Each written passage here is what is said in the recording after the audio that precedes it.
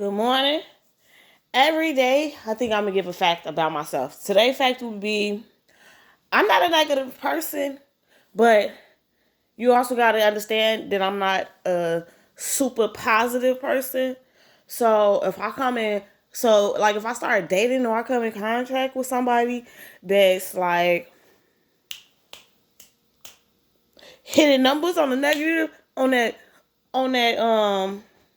negative energy, then I'm positive, but I'm not hitting numbers on that positive scale yet. Like I'm up there, I'm slowly gaining attraction on a positivity scale.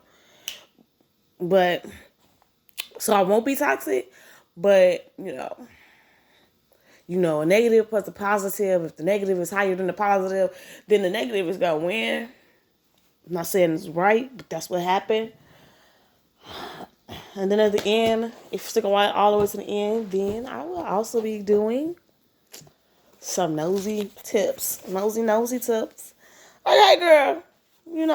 Still a little. What was on 12? My bad, we on chapter 13. We is almost done with this book. And the loveliest town of all, where the houses were white and high, and the elm trees were green and higher than the houses, where the front yards were wide and pleasant, and the backyards were bushy and worth finding out about, where the street sloped down to the stream, and the stream flowed quietly under the bridge, where the lawns ended in orchards, and the orchards ended in fields, and the fields ended in pastures, and the pastures climbed the hill and disappeared over the top toward the wonderful wide sky, and this loveliest of all town stores stopped to get a drink of Sparspella. Parking his car in front of the general store, he stepped out, and the sun felt so good that he sat down on the porch for a few minutes to enjoy the feeling of being in a new place on a fine day. This was the most peaceful and beautiful spot he had found in all his travels. It seemed to him a place he would gladly spend the rest of his life in, if it weren't that he might get homesick for the sights of New York and for his family, Mr. and Mrs. Frederick C. Little and George. And if it weren't for the fact that something deep inside him made him want to find Margot. After a while, the storekeeper came out to smoke a cigarette, and he joined Stuart on the front steps. He started to offer Stuart a cigarette, but when he noticed how small he was, he changed his mind. Have any sparla in your store? Asked Stuart. I got a ruinous thirst. Certainly, said the storekeeper. Gallons of it. Sparspala, root beer, birch beer, ginger ale, moxie, lemon soda, Coca-Cola, Pepsi-Cola, Dipsy's Cola, Pepsi-Cola, Popsy-Cola, and raspberry cream tonic. Anything you want. Let me have a bottle of Sparspala, please, said Stuart, and a paper cup. The storekeeper went back in the store and returned the drink. He opened the bottle, poured some into the cup, and set the cup down on a step below Stuart, who whooped off his cot, lay down on his stomach, and dipped up some of the cool, refreshing drink, using his cap as a dipper. That's very refreshing, remarked Stuart. There's nothing like a cool drink in the heat of the day when you're traveling. Are you going far? Asked the storekeeper. Perhaps very far, replied Stuart. I'm looking for a bird named Margot. You haven't sighted her, have you? Can't say I have, said the storekeeper. What does she look like? Perfectly beautiful, replied Stuart, wiping a sparse spiller off his lips with the corner of his sleeve. She's a remarkable bird. Anybody will notice her. She comes from a place where there are twizzles. The storekeeper looked at Stuart closely. How tall are you? He asked. You mean in my stocking feet, said Stuart. Yes. 2 inches, nothing and a quarter, replied Stuart. I haven't been measured recently. However, I may have shot up a bit. You know, said the storekeeper thoughtfully, there's somebody in this town you really ought to meet. Who's that? Said Stuart, yarning. Harriet Ames, said the storekeeper. She's just your size. Maybe a trifle shorter, if anything. What's she like? Asked Stuart. Fair, fat, and 40? No, Harriet is young, and she's quite pretty. She's considered one of the best dressed girls in this town, too. All her clothes are tailored specifically for her. That's so, replied Stuart. Yep. Harriet's quite a girl. Her people, the Amneys, are rather prominent in this town. One of our ancestors used to be the ferryman here in revolutionary days. He paid everyone across the stream. He didn't care whether they were British soldiers or American soldiers, as long as they paid their fare. I guess he did pretty well. Anyway, the Ames have always had plenty of money. They live in a big house with a lot of servants. I know Harriet would be very much interested in meeting you. That's very kind of you, replied Stuart. But I'm not very much of a society man these days. Too much on the move. I never stay long anywhere.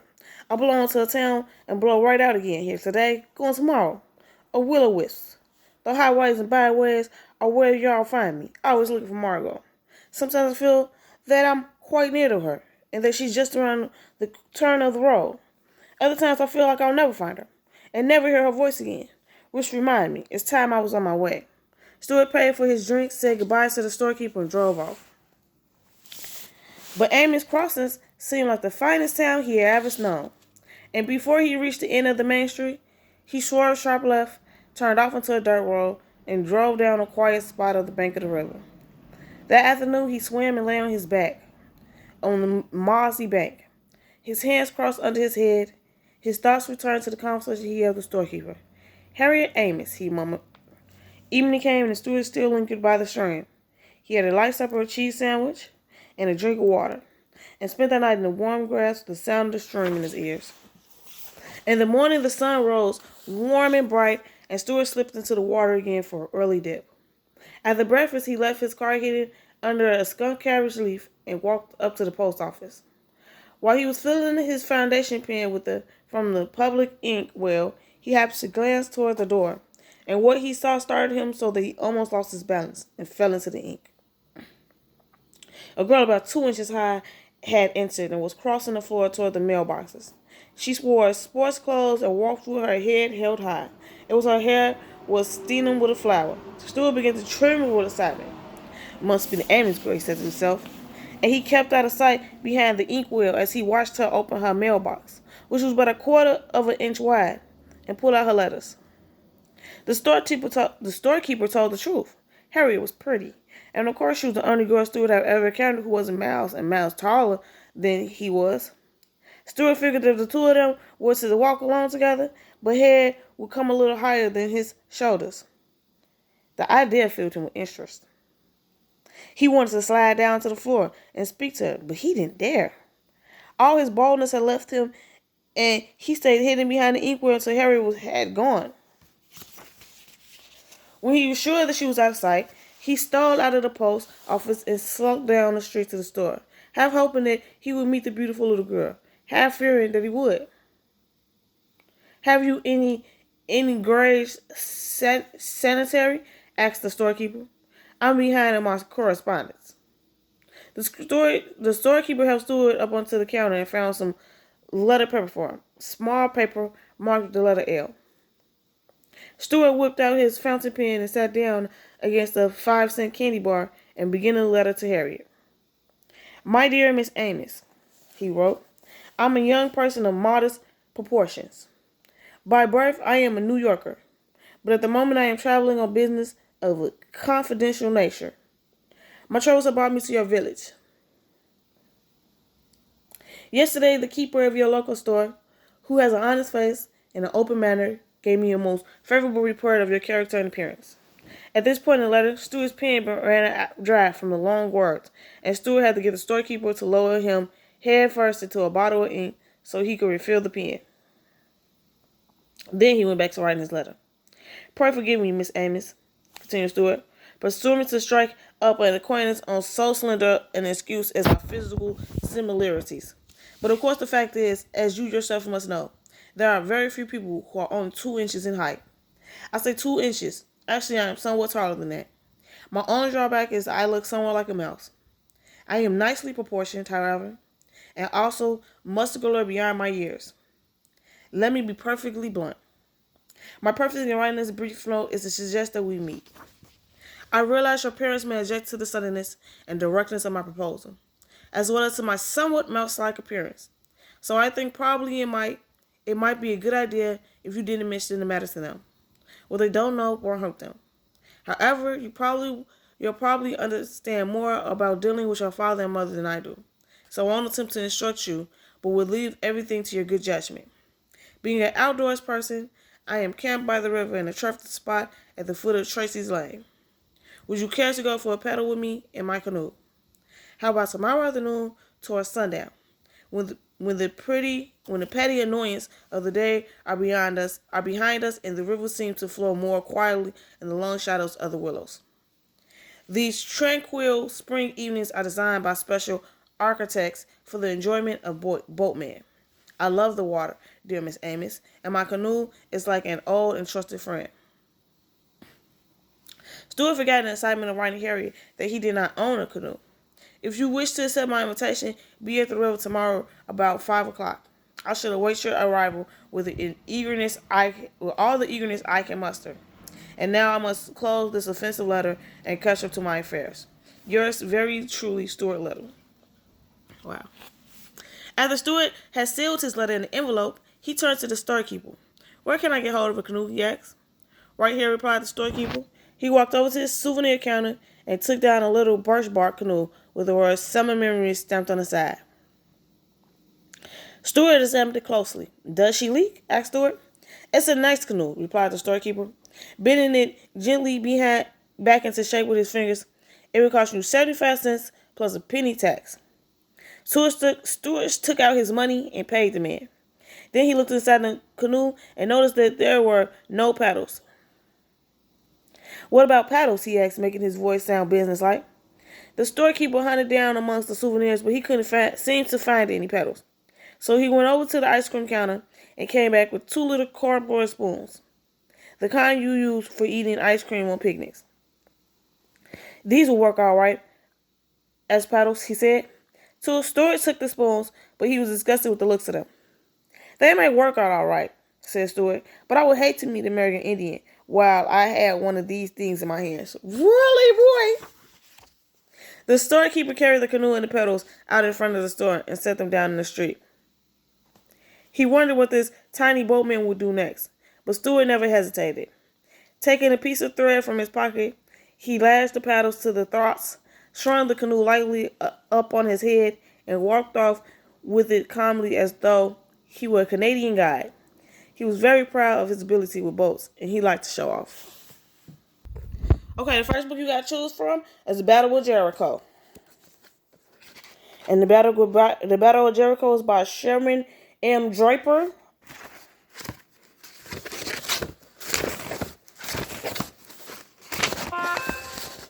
The beginning of the end, January 28th. The pledge masters marched the 15 pledges to the middle of the soggy road. The ground was muddy and scorched as they walked, and the frigid air whipped across the pledges' wet t-shirts. Sharp needles of rain stung them as they stood there, silently waiting for instructions. Kneel! Rock Sharp shouted to Jericho. Jericho wanted to disobey, but instead he knelt immediately. Cold mud sucked through his jeans in seconds. Take off your boots, pledge slime, the 6-foot broad-shouldered senior shouted to Jericho over the noise of the pouring rain. He glanced down at Jericho, who huddled at his feet. Jericho shriveled as the rain came down harder and made him sink deeper in the mud of the destitute warehouse yard. His fingers were wet and stiff, but he reached for Sharp's big black army boot and slowly began to untie the laces. Hurry up, pledge slime, Sharp shouted. Jericho detectively struggled to untie the wet lace of the pledge master's boot, his fingers aching. He wasn't sure what to do when he finished. He had no idea how to get the boot off Rick's foot. He glanced over to see, if he could, the line of the other pledges, also kneeling in mud at the feet of their pledge masters. But the rain and the darkness made it difficult to see very much. Jericho could barely see Josh, who was closest to him in the line, but he could hear Mad Madison shouting at him in the darkness. Jericho couldn't see Kofi or Dana at all. All of us have been where you are tonight, Sharp told Jericho. A warrior of distinction is not afraid to lower himself for his brother. A warrior of distinction does not show fear. Are you afraid, pledge lines? No, sir, Jericho replied. I'm not afraid. Then get busy. The rest of your pledge class, slimy and disgusted as they are, seem to be doing fine. Do you want to let them down? Jericho inhaled slowly. It was all of them or none of them. Can you lift your foot, Master Senior Sharp, sir? Jericho asked timidly. As he raised his face to look at Sharp, he glanced at the icy rain.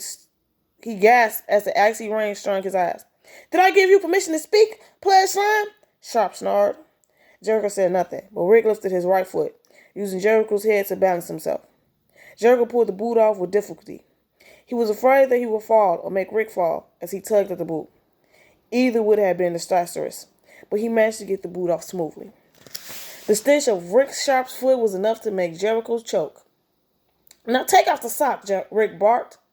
Jericho hesitated and hoped they would be able to go home soon. He slowly peeled off Rick's sock. Rick's foot reeked of sweat. Place the sock on the ground and then set my foot down on it. Make sure not to get a speck of mud touches my foot, he commanded. Jericho did as he was told, and Rick Sharp removed his hand from Jericho's head as he lowered his foot to the ground. Then he bent down and whispered into Jericho's ear, "You having fun yet?" Jericho didn't dare tell the truth, that he had stopped having fun long ago. "You want to be a warrior of distinction?" Rick asked. Jericho nodded. He thought of the precedence of having one of those black silk jackets, the American glazes in the halls at school, but mostly he thought of arena. He tried not to think of the rain and the mud, and the stink of Rick's feet. "Are you willing to do anything to be a warrior of distinction?" Rick demanded. "You have permission to answer." "Yes, sir. Yes, Master Senior Sharp, sir. I am willing to do anything to be a warrior of distinction, sir."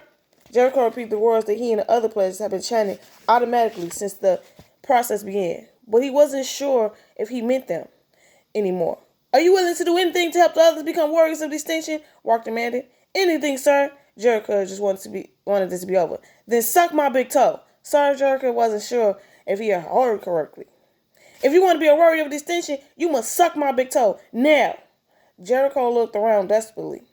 He had no idea what the others were being forced to do. As he lowered his head close to the mud and closer to Rick Sharp's foot, Jericho wondered miserably how he could have sunk so low. And last but not... Okay, so before I do my last but not least, I'm going to just say this, that... No, I'm not going to do that in this video.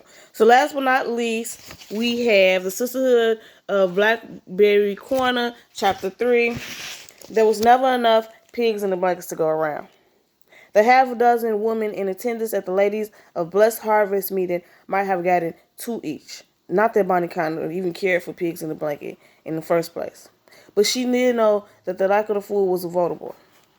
Especially given that this time was Tilly Moore's house, and Tilly was so methodical in her planning.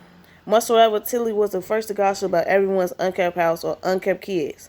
Bonnie acknowledged that this was just finger food, but when the lady sat with 2 dolly cocktail franks wobbling on a spacious paper plate, well, it looked strange, cheap. Still, no one complained, at least not to Tilly Monroe's face. Bonnie glanced at the pentanude-shaped wall clock above the mantel. The meeting hadn't started yet, and already she was checking the time. Bonnie drummed her fingers on a carnation-spotted dolly that covered the armrest of her chair. On one side of her was an end table loaded with Monroe family photos, and on the other, a window that faced out to Tilly's backyard. As they waited for the last lady to arrive, Bonnie settled back into the formal cushion. Sitting in Tilly's house was like being trapped in a garnished garden. Flowers of all sizes and textures sprung from every part of the room. The second armchair where Olive Lockie sat was draped with yellow daisies, and the couch where Lourdes Bennett and Miss Ivy rested was splashing with floating lavender wells. The finishing touch, an aerial rug covered with just about every kind of flower, spread out over most of the floor. "Ladies of the Blessed Harvest," Tilly announced as she rose Okay, let us start with our thanks to the Lord. "What about Delphine?" Olivia called out. "She ain't here yet. Delphine come in late all the time." "I already started this meeting now." "But the rules say that we're supposed to wait till everybody get here," Olivia protested. Tilly placed her pudgy hands in her laps. "May I remind you, Olive," she started, "that I'm the one who made up them rules. And I'm the one who say when we start and when we wait." "Well, excuse the hell out of me," Olivia mumbled. Tilly Monroe, self-appointed leader of the Ladies of the Blessed Harvest, was none too shy about reminding folks that the club was her idea. The 6 women met twice a month, each time at a different woman's house. Tilly first conversed the ladies 3 years ago to organize the annual dance. Initially, the dance had been handled by the women's artillery at the Piney Grove Baptist Church. Year after year, attendance waned because the dance became so boring as the teen deacon church announcements. But worse, the church never succeeded in bringing in any money. Then Tilly stepped in. She had a separate meeting to plan a separate dance, this time at the lodge.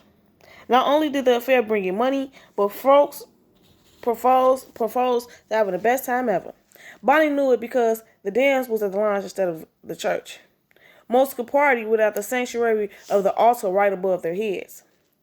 Let us start with our thanks to the Lord, Tyler repeated. All rose and held hands until a circle was formed. Olive balled her head reluctantly. Bonnie could feel the firm grip of Lothrina on one side and Miss Adeline on the other. You put us here for a reason, my father, Tilly started. I pray we serve you the best we can. Often the prayer circle was quick, but when Tilly led the invocation, it lasted a while. We are just women, Tilly went on, humble wives and mothers, but Lord, we pray to do your service. Tilly's voice rose as it reached for confirmation from the women. Amen, Larita called. After a few minutes, Bonnie could feel the connection break in the circle. Most had given their thanks and moved on, but Tilly had the light. Miss Idle shifted from one leg to the other. Latricia's breath was loud and impatient. Tilly's voice reached the last delicious swell from before she ended with, We thank you, O Lord. Heavenly Father, we thank you. Amen. A silence fell over the room as the 5 women took their seats. Tilly pounded the coffee table with a meat tenderizer, and it bent beneath the blow. Bonnie had often thought that the table would completely collapse. What's on the agenda first? She asked. Olive Lockey got the flow, Lorena announced. Olive slipped on her black half glasses and looked down at her nose. Clothes drive, she announced. Before we get to that, Miss Idle said, raising her hand, I got something to say. Miss Idle got the flow, Lorena called out. Lord have mercy, Lorena. Tilly whined. You ain't got to say that every time someone talk. Just go, Miss Idle, and speak your piece. Miss Idle stood with her hands on her hips. At 61, she was elder of the 6 women, and often a voice of reason. The ladies recognized this and respected it. She clears her voice with a lot then tugged on either side of her unnaturally wear wig. I believe, she began, that from now on, whoever come in late should be charging extra 10-cent dues. Great idea, said Laretha called out. Tina looked straight ahead, her lips pinched thoughtfully. Bonnie recalled the time she put in Delphine Pedersen dues because the woman couldn't afford to pay them. Delphine loved the tender meetings of the ladies of the blessed harvest, and Bonnie knew she felt proud to be part of the group. With a bit of shame in her eyes, Delphine would smile wantonly, then try to repay Bonnie. Sometimes she sent her older boy Davy to Blackberry Corner to mow Bonnie's lawn, or prune the berry bushes. Though Bonnie wouldn't mind putting in the extra 10 cents, she knew that Delphine would surely feel more embarrassed and beholden than she did already. I hear what you're saying, Miss Olive cut in, but Delphine is the only one who come in late. So, Tilly said. Delphine got 6 kids, Olive explained. She can't hardly afford the 50 cents as it is. Bonnie was glad that someone had brought up the point. Though if Ollie hadn't, she probably wouldn't have had the nerve to say it herself. Well, maybe that'll make Delphine grit her hang pant parts here on time, Till snipped. However, I need to think on it. Yes, let's let Tilly think on it, Lorraine said. Olive rolled her eyes at Lorraine. It was a known fact that Lorraine always took Tilly's side in everything. The result was that Tilly appointed the woman vice president of the little organization. Tilly pounded the table again. Clothes drive. The ladies' agenda usually centered on such things as helping some of the other members in the congregation with their shopping, cooking and cleaning, or organizing the men's lounge to help a church member farm his land. Then, once official business was out of the way, the conversation usually slipped into tittle-tattle and hearsay. Olive, I hope you've been saving your kids' clothes fast as they grow, Tilly said. I put them aside, but girl, Thomas' pants be threadbare before he grow out of them. I know that's right, Tilly chuckled. Nadine ain't got now a dress without a hole or some grass or fool's thing. Bonnie wore a forced smile as she listened to the women discuss their children. She didn't find it dull, but the subject was painful. As the ladies chatted, Bonnie glanced at the end table beside the couch. Photos of Tilly and Kyle at the community picnics and church socials were spread out among other family snapshots. Most were their children, 4 chubby yellow puffs that looked to be plucked from one of Tilly's fat arms. Her 3 boys, Gary, Cedric, and Carl Jr., and her daughter and oldest, Natalie, all the same face, fake cheeks, pudge nose, and lazy brown eyes. In fact, if it wasn't for the pink ribbon that held a pink of Natalie's short hair, Bonnie wouldn't know one from another. I got 2 or 3 bags of old toys for my grands, Miss Adams said. How about y'all drop them at the church for church choir rehearsal? Tilly suggested. Bonnie found it interesting that some of the women felt it necessary to jot this information on a Valentine bordered paper that Tally had saved from the Loving Hearts dance that she had chaired last February. But Bonnie knew that those meetings, as small as they seemed, made the women of Cannon Creek feel like they was just as important as a man. Next time we get together, Tylee went on, we'll sort out the clothes before we take them on over to the Red Cross. Red Cross? Miss Ida countered.